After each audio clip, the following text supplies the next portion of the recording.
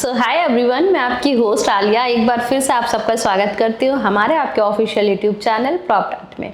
हाजिर एक नई वीडियो के साथ आपके सामने काफ़ी इम्पॉर्टेंट और महत्वपूर्ण वीडियो आज हम लेकर हाजिर हुए हैं। जैसे कि आप सबको पता है कि यमुना प्राधिकरण की रेजिडेंशियल प्लॉट्स की स्कीम चल रही है। RPS 09 जो कि स्कीम का कोड है, ये अभी करंट में रनिंग में है। काफ़ी सारे हमारे क्लाइंट्स हैं जो कि हमसे जुड़े हुए हैं। सबके अलग अलग तरह के क्वेश्चंस होते हैं, कुछ सिमिलर क्वेश्चंस हैं जिनकी हमने एक लिस्ट बनाई है और आज उसे लेकर हाजिर हुए हैं। यहाँ पे आपको उन क्वेश्चन से रिलेटेड अपडेट देने वाले हैं। तो मे बी अगर आप भी इंटरेस्टेड हो स्कीम में अप्लाई करने के लिए या यहाँ पे कुछ प्लान कर रहे हो आगे का, तो आपके लिए ईजी हो जाएगा कि आप यहाँ से मेरे जो क्वेश्चंस हैं उनमें से आपको आपके सवाल के जवाब मिल जाए। तो वीडियो को आप एंड तक देखिएगा। हम वीडियो स्टार्ट करते हैं। जो सबसे पहला क्वेश्चन हमारी इस लिस्ट में है वो ये है कि लोगों के माइंड में ये बहुत सारे सवाल होते हैं एक स्कीम में अप्लाई करने के लिए, क्योंकि एक एक्स अमाउंट है जो कुछ लंबे समय के लिए आपका होल्ड रहता है। तो 10 तरह के क्वेश्चंस आते हैं। तो उसमें जो लोग सबसे ज़्यादा सोचते हैं वो ये सवाल है कि अगर हम स्कीम में अप्लाई करते हैं और स्कीम में हमें कोई भी चीज़ अलॉट हो जाती है, मीन्स यहाँ पे अलग अलग साइजेस के प्लॉट भी पहले स्कीम्स में निकलते थे, अभी करंट में तो आपको 200 स्क्वायर मीटर का ही साइज़ देखने को मिलेगा। तो लोगों के माइंड में आता है कि अगर ये हमें अलॉट हो जाता है तो क्या इसके बाद हम इसे सेल आउट कर सकते हैं। ये क्वेश्चन काफ़ी लोग हमको कॉल करके पूछते हैं।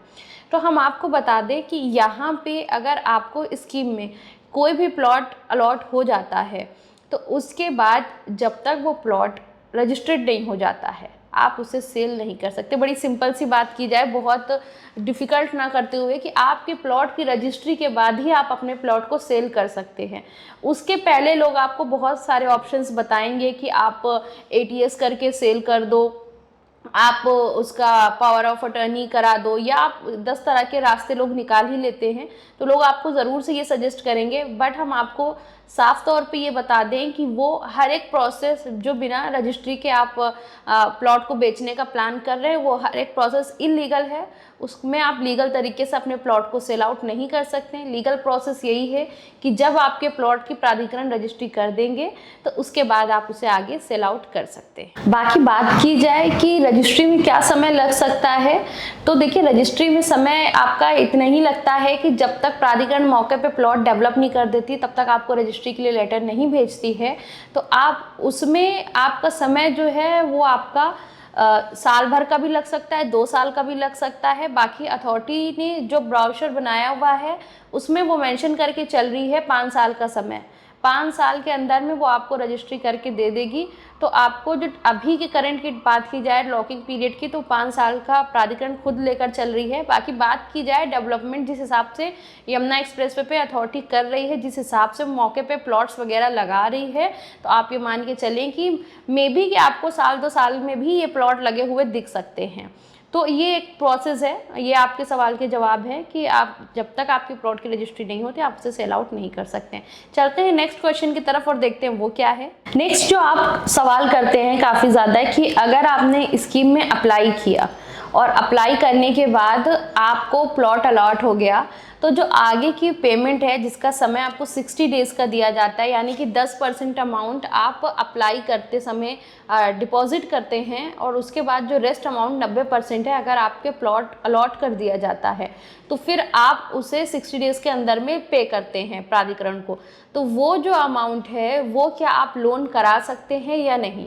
तो बिल्कुल आप उसे लोन करा सकते हैं। अगर प्राधिकरण आपको प्लॉट अलॉट कर देती है तो उसके बाद आपको कोई भी बैंक लोन कर देगी। 60 डेज़ का जो प्रोसीजर है उसके अंदर ही आपको लोन प्रोवाइड कर दिया जाएगा और आप इजीली वो लोन का फिर आपका इंस्टॉलमेंट बन जाता है और उसके बिहाफ पे वो आपका आगे चलता रहता है।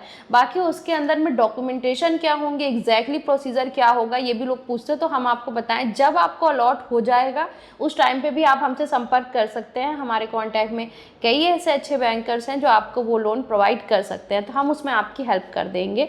बाकी एक नेक्स्ट क्वेश्चन इसी के अंदर में आता है, इसी क्वेश्चन से रिलेटेड, कि जो आपका 10% अमाउंट है जो आपको स्कीम में अप्लाई करते समय डिपॉजिट करना है, तो क्या वो भी बैंक लोन कर देती है या नहीं? तो बिल्कुल लोन कर देती है बैंक, और अभी करंट में वो स्टार्ट भी हो गया है। तो अगर आप अभी करंट में इस स्कीम में RPS 09 में अप्लाई करना चाहते हैं, तो आपका जो 10% अमाउंट है जो आपने डिपॉजिट करना है स्कीम में अप्लाई करने के लिए, उस अमाउंट का 90% का बैंक आपको लोन कर देती है, और उसका रेस्ट 10% आपको अपने पास से यानी सेल्फ फंडिंग करनी होती है। और ये जो 10% का लोन होता है, इस पे आपको वन टाइम ही आपको इसमें इंटरेस्ट देना पड़ता है। वो एक सिलेक्टेड अमाउंट होता है, वन टाइम इंटरेस्ट देना पड़ता है। और ये जब तक आपका जो पैसा स्कीम में आपने अप्लाई किया है 10% लोन लेकर वो रिटर्न नहीं आ जाता है, तब तक उसके बीच में कोई भी इसमें फिर इंटरेस्ट आपका नहीं लगता है। वो एक टाइम वन टाइम इंटरेस्ट आपसे ले लिया जाता है। तो वो भी सिलेक्टेड बैंक ही करते हैं। जैसे अभी करंट में आपका ICICI और SBI दोनों ही बैंक को सिलेक्ट किया है प्राधिकरण ने, जो ये 10% अमाउंट का आपको लोन दे रहे हैं। और अभी करंट में लोन स्टार्ट हो गया, और इसके लिए आपकी कोई भी एलिजिबल हो इसमें लोन के लिए, आप कोई भी पर्सन यहाँ पे लोन करा सकते हो। इसके लिए कोई क्राइटेरिया नहीं है, कोई सिविल चेक नहीं की जाएगी, कोई स्पेशल डॉक्यूमेंट्स आपसे ऐसे नहीं मांगे जाएंगे। यहाँ पे आप कोई भी पर्सन जो स्कीम में अप्लाई कर रहे हैं वो अपना लोन यहाँ पे करा सकते हैं। तो ये पूरा प्रोसेस है। दोनों ही कंडीशन में निकलने के बाद प्लॉट आपके नाम पे, आपका जो 60 दिन का समय दिया गया उसमें आपके 90% का भी लोन हो जाएगा। और अगर अभी आप इंटरेस्टेड हैं और किसी कारणवश आपके पास जो 10% का अमाउंट है वो पूरा नहीं है, या फिर आप 10% के अपने अमाउंट को वहाँ पे स्टक नहीं कराना चाहते, उसके बदले में आप कुछ इंटरेस्ट दे देना चाहते हैं बैंक को, तो भी आप लोन करा सकते हैं। करंट में लोन चल रहा है तो अभी समय है स्कीम में अप्लाई करने का, आप उस लोन को ज़रूर से देख सकते हैं। तीसरा क्वेश्चन जो निकल कर आता है, आप ही के ये सारे सवाल हैं जो कॉल के थ्रू आप हमसे पूछते हैं, तो हमने इसलिए एक डिटेल वीडियो बनाई है ताकि यहाँ पे आपको सारे सवाल के जवाब एक साथ ही मिल जाएं। तो जो तीसरा सवाल आपका बहुत ज़्यादा पूछा जाता है वो ये रहता है कि जो 10% अमाउंट की आप सेल्फ फंडिंग कर रहे हो, यानी कि आप लोन नहीं कराकर खुद ही उस सेल्फ फंडिंग को कर रहे हो, तो उसको आप किस तरह से डिपॉजिट कर सकते हो, यानी कि आप ऑनलाइन पेमेंट कर सकते हो या ऑफलाइन पेमेंट कर सकते हो, या दोनों ही तरह से करने का ऑप्शन होता है या नहीं। तो हम आपको यहाँ पे बता दें कि आप दोनों ही तरह से यहाँ पे पेमेंट कर सकते हैं। आप चाहें तो ऑनलाइन भी जा सकते हैं और आप चाहें तो ऑफलाइन भी पेमेंट कर सकते हैं। ऑनलाइन पेमेंट करने के लिए आप किसी भी कार्ड से पेमेंट कर सकते हैं, नेट बैंकिंग कर सकते हैं, आप चाहे डेबिट कार्ड हो क्रेडिट कार्ड हो, आपका पेमेंट हो सकता है वहाँ से। इसके साथ ही साथ अगर आप ऑफलाइन पेमेंट करना चाहते हैं तो RTGS के थ्रू आप ऑफलाइन पेमेंट कर सकते हैं, यानी कि जब आप फॉर्म अप्लाई करते हैं उस समय पे आपको लास्ट में ऑप्शन चालान जनरेट करने का आता है, उसे आप जनरेट करके आप अपने बैंक में जा सकते हैं उस चालान को लेकर, और वहाँ पे आप अपने 10% अमाउंट का RTGS कर सकते हैं। बैंक में जाने के बाद आपको वहाँ पे RTGS फॉर्म मिल जाएगा, और उसके साथ ही साथ जो चालान आपने जनरेट किया वहाँ पे आपको प्राधिकरण की डिटेल्स मिल जाएगी, जहाँ पे आपको जिस अकाउंट में पेमेंट करनी है वो सारी डिटेल्स आपके पास होगी। तो आप उस चालान के थ्रू ही जाकर वहाँ पे पेमेंट ईजिली कर सकते हैं। तो आप ऑफलाइन चाहें तो ये प्रोसेस फॉलो कर सकते हैं, और ऑनलाइन में नेट बैंकिंग के थ्रू आप, या फिर आप जो है क्रेडिट कार्ड या डेबिट कार्ड के थ्रू पेमेंट कर सकते हैं। ये आपका जो पेमेंट का ऑप्शन है, इस तरह से आप उसको देख सकते हैं। नेक्स्ट क्वेश्चन जो आपके आते हैं कि जो हम 10% का डिपॉजिट अमाउंट यहाँ पे करते हैं, वो क्या हम किसी भी अकाउंट से कर सकते हैं, या फिर हम जिस एप्लीकेंट का जो अप्लाई कर रहे हैं उन्हीं के अकाउंट से हमें करना होगा? तो यहाँ पे हम आपको बता दें, कभी कभी ऐसा होता है कि एक फैमिली में 2-3 लोग 4 लोग के नाम से फॉर्म अप्लाई किया जाता है। तो उस केस में ऐसा नहीं है यहाँ पे कि आपने जो एप्लीकेंट है उसी के अकाउंट से आपने 10% पेमेंट करनी है। यहाँ पे आप कोई भी पर्सन हो, आप 10% पेमेंट अकाउंट किसी के भी अकाउंट से कर सकते हैं। अथॉरिटी किसी के भी अकाउंट से वो अमाउंट को एक्सेप्ट कर लेगी, बट यहाँ पे कंडीशन ये आती है कि जब आप फॉर्म अप्लाई करोगे और वहाँ पे जो रिफंड अकाउंट का डिटेल्स मांगा जाएगा, तो आपको वहाँ पे जो एप्लीकेंट है उसकी ही रिफंड अकाउंट डिटेल्स डालनी पड़ेगी, अदरवाइज आपकी पेमेंट वहाँ पे रुकेगी। फिर आपको अथॉरिटी आना पड़ेगा और एक लंबा प्रोसीजर है, उसको फिर फॉलो करना पड़ेगा। तो मैं आपसे यही कहूँगी कि पेमेंट जो 10% वाली है फॉर्म भरने के समय आप कर रहे हो, वो आप किसी के भी अकाउंट से कर सकते हो, बट जो फॉर्म में आप रिफंड अकाउंट डिटेल्स डालोगे इस 10% की, वो आपको उसी एप्लीकेंट की डालनी होगी जिसके नाम से आपने फॉर्म अप्लाई किया हुआ है। ये आपका पूरा प्रोसेस है। नेक्स्ट जो आपका इधर क्वेश्चन काफ़ी ज़्यादा आने लगा है, ये स्कीम से अलग हटके है, फिर भी मैं आपको यहाँ पे अपडेट करती हूँ कि यहाँ पे ये क्वेश्चन निकल कर आता है कि अभी तक जो प्राधिकरण का सर्कल रेट था वो 25,900 रुपये का था, जिसे अभी बढ़ा के 35,000 रुपये का किया गया है। तो ये क्यों किया गया है या ये कैसे हुआ है, इस पे भी लोगों के सवाल आते हैं कि रेट इतने क्यों किए गए हैं। तो हम आपको बता दें, देखिए जो सर्कल रेट चेंज होता है वो अथॉरिटी नहीं करती है, वो शासन की तरफ से किया जाता है, यानी कि वो लखनऊ में ही डिसाइड हो जाता है और फिर यहाँ पे अथॉरिटीज़ की बोर्ड बैठक में उसे बताया जाता है कि आगे जो नेक्स्ट सर्कल रेट हम करने वाले हैं वो ये सर्कल रेट है, और उसे डीएम जो है वो लागू करते हैं, ना कि प्राधिकरण उसमें कुछ करती है। तो इस वजह से आपका सर्कल रेट शासन की तरफ से बढ़ाया जाता है। वो जो बढ़ाते हैं वो इस बिहाफ पे बढ़ाते हैं, किस तरह की आज के टाइम पे उस लोकेशन की डिमांड है, किस तरह से वहाँ पे ग्रोथ है, किस तरह की सेल परचेज और रिक्वायरमेंट है, उसके बिहाफ से ही वहाँ पे ये एक्शन लिया जाता है। एक क्वेश्चन ये भी है जो काफ़ी पूछा जाता है, वो ये है कि हम इस स्कीम में अप्लाई करें, ये बेनिफिशियल होगा या नहीं होगा, क्योंकि स्कीम में बहुत ज़्यादा नंबर ऑफ़ एप्लीकेंट्स होते हैं, बहुत सारे लोग अप्लाई कर देते हैं, 2-2 ढाई लाख एप्लीकेशन पहुंच जाती है। तो उस केस में क्या भरना ठीक है या नहीं।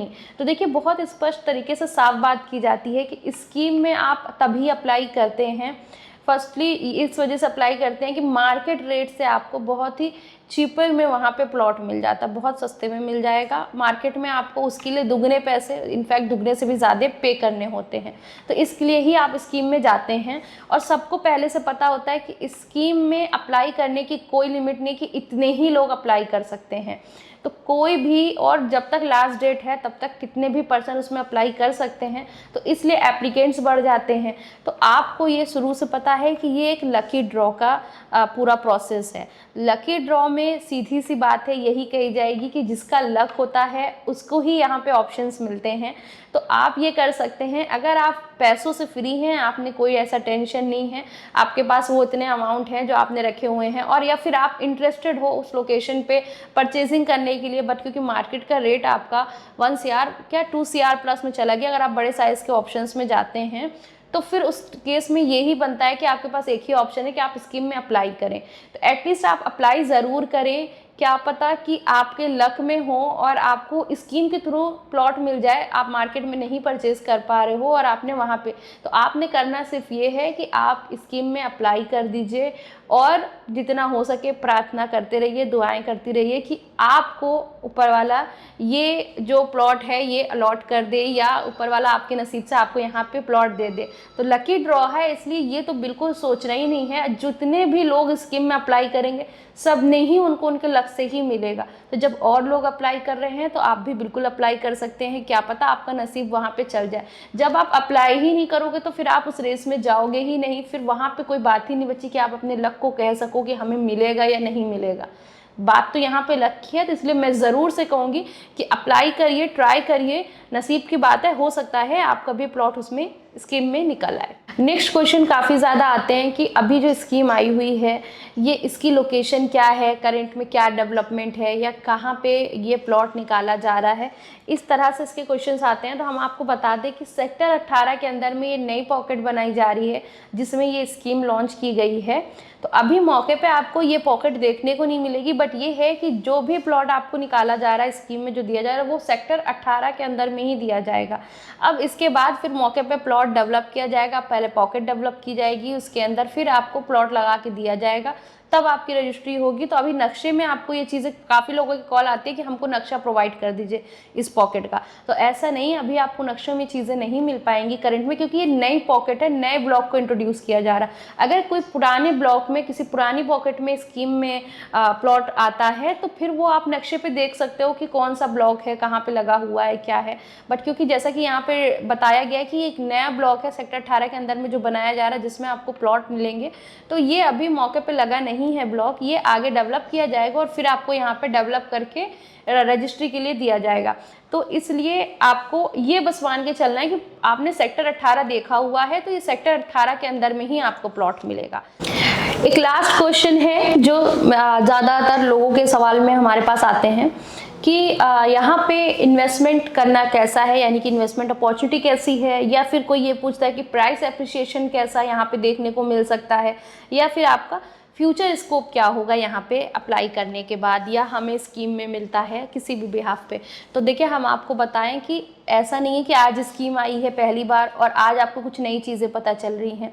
स्कीम पिछले कई सालों से आ रही है और पिछले कई सालों से हमको ही आप देख रहे हैं, जो हमने आपको एक एक डिटेल्स और अपडेट बताई है, यमुना एक्सप्रेसवे के फ्यूचर को बताया है, और वहाँ पे अगर आप इन्वेस्टमेंट करते हो तो उसका क्या स्कोप है हमने ये भी आपको बताया है। देखिए आज के समय पे अगर आपको इंटरनेशनल एयरपोर्ट के पास कोई ऑप्शन मिल रहा है, क्योंकि वो डेवलप्ड हो रहा है, वो लोकेशन डेवलप्ड हो रही है, एयरपोर्ट स्टार्टिंग फेज़ में है अभी अपने, उसके साथ ही साथ वहाँ पे इतनी सारी इंडस्ट्रीज़ को प्लान किया जा रहा है जो कि आपको आने वाले समय में देखने को मिलेगी, जिस पे भी इनिशियल लेवल पे वर्क हो रहा है। इसके साथ ही साथ बड़ी बड़ी कंपनीज़ के साथ ही साथ आपको वहाँ पे फिल्म सिटी जैसा प्रोजेक्ट देखने को मिलता है। इसके साथ ही वहाँ पे और भी कई तरह की प्लानिंग चल रही है, न्यू आगरा सिटी बसाया जा रहा है, साथ ही डिज्नीलैंड बनाने की पूरी प्रोसेस, जो कहते हैं ना पहले चीज़ों को बोला गया फिर उसको प्रोसेस में लाया जा रहा है, तो इनिशियल लेवल पे सब पे वर्क चल रहा है। इसके साथ ही यमुना एक्सप्रेसवे पे आपका फ्यूचर है, वहाँ पे चीज़ें आ गई हैं।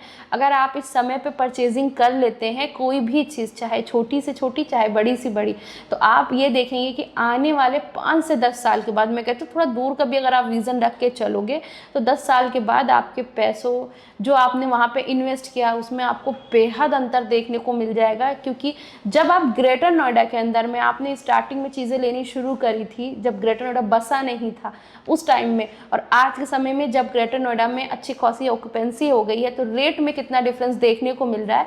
फिर तो यमुना एक्सप्रेसवे पे इतनी ज़बरदस्त तरीके की प्लानिंग है, इतना सब कुछ प्लान किया जा रहा है और इस तरीके से तैयारी कर रही है, प्रशासन कर रही है, सेंट्रल गवर्नमेंट कर रही है, स्टेट गवर्नमेंट कर रही है, अथॉरिटी लगकर पूरा प्लान बना रही है। तो आप ये समझिए कि कितने बड़े लेवल की प्लानिंग है, और इस तरीके के ग्रोइंग शहर में जहाँ पे जो आने वाले समय पे ये शहर देखने को रहेगा आपको, ऐसी लोकेशन में आप अभी आपको सस्ते में ऑप्शन, सस्ते में चीज़ें ईजिली प्रोवाइड हो जा रही हैं, जो कि ना कि उस समय पे आपको इतनी ईजिली वे में, जब ये सारी चीज़ें मौके पे डेवलप्ड हो जाएंगी, ये सारी चीज़ें रनिंग में आ जाएंगी, अपने फेज़ में होंगी, तो उस टाइम पे आपको यहाँ पे लेना बहुत मुश्किल हो जाएगा। हर पर्सन के बजट की बात नहीं रहेगी, हर कोई अफोर्ड नहीं कर पाएगा जितना आज ईजिली है परचेज करना। इन्वेस्टमेंट भी इसी को कहते हैं। अगर आप सब कुछ अपने निगाह के सामने देखकर और फिर आप परचेजिंग करेंगे तो फिर तो वहाँ पे रेट भी बहुत होते हैं, तो इन्वेस्टमेंट कहाँ से हो गया, वो तो फिर आपका एंड यूज़ का टाइम का आपने रेट लगाया उसका। अभी क्या है कि आप इन्वेस्टमेंट कर रहे हो और यमुना शहर पूरा इन्वेस्टमेंट इस टाइम पे आपके लिए इन्वेस्टमेंट पे ही बेस्ड है, वो बेस्ट ऑप्शन है इन्वेस्टमेंट के पॉइंट ऑफ व्यू से। तो आपको इन्वेस्टमेंट का रिजल्ट भी आपको कुछ समय में ही देखने को मिलता है। आप निवेश कर रहे हो, उसके लिए आप वेट करो, कुछ टाइम दो, और फिर आप चीज़ों को देखते रहो कि किस तरह से वहाँ पे वर्क हो रहा है और किस तरह से जो आपने चीज़ों को वहाँ पे इन्वेस्ट किया था वो कैसे बढ़ रही है, ये आपको तब देखने को मिलेगी। तो स्कीम तो देखिए बहुत अच्छा ऑप्शन है ही कि आप स्कीम में अप्लाई करिए, क्या पता वहाँ पे आपको लकीली चीज़ें मिल जाएं। और अगर आप अफोर्ड कर सकते हैं और स्कीम में आपको नहीं मिलता है इन केस 1% में भी, तो मैं आपसे यही कहूँगी कि आप मार्केट से ज़रूर इस टाइम पर बेस्ट ऑप्शन है आपका कि मार्केट में इस टाइम पे आपको चीज़ें बहुत सही रेट पे मिल जाएगी, तो आप मार्केट से चीज़ों को परचेज़ कर लीजिए, उसके भी आपको बढ़िया रिटर्न आगे देखने को मिल जाएगा। बाकी एक छोटी सी वीडियो मैंने बनाई थी कि यहाँ पे आपको बहुत सारी इन्फॉर्मेशन मैं दे सकूँ, आपके सवालों के जवाब एक जगह पे आपको प्रोवाइड कर सकूँ, क्योंकि अभी स्कीम चल रही है, तो क्या पता आप अप्लाई करना चाह रहे हो और इन्हीं सब क्वेश्चंस की वजह से आप अप्लाई ना कर रहे हो, तो आप ज़रूर से अप्लाई करिए, अपना लक आजमाइए और बेस्ट ऑफ लक कि आपको यहाँ पे कोई अच्छा ऑप्शन मिल जाए। बाकी नहीं तो आपके लिए मार्केट ओपन है, आप रिसेल में आइए और ऑप्शंस को परचेज करिए। वीडियो अच्छी लगे तो वीडियो को लाइक शेयर ज़रूर से करें, चैनल को सब्सक्राइब करें, कमेंट बॉक्स में अपनी राय दें। हम मिलेंगे नई वीडियो में नए टॉपिक के साथ। Thank you so much.